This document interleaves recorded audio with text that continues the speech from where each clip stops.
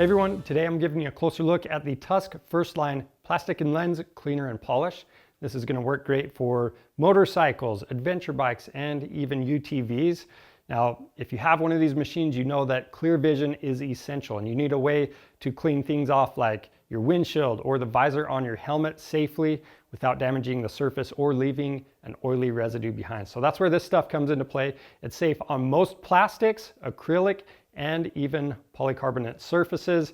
And with it being safe on those surfaces, it's also safe on glass and mirrors, things like that. Anything you do not want to leave a residue behind when you clean it. So how you use this is simply spray it on and polish it off with a microfiber towel. It's going to leave a protective coating behind that is anti-static and dust resistant.